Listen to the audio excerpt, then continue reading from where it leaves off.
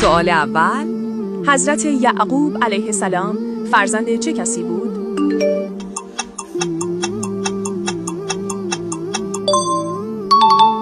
اسحاق علیه السلام. سوال دوم، حضرت یعقوب علیه السلام در کدام سرزمین زندگی می‌کرد؟ این سوال رو شما در کامنت پاسخ دهید. اگر تا اینجا برات مفید بوده، لایک فالو رو بزن. برویم سراغ سوال بعدی.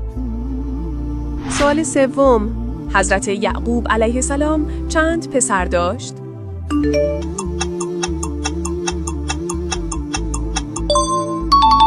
دوازده پسر. سوال چهارم، چه کسی فرزند محبوب یعقوب علیه السلام بود؟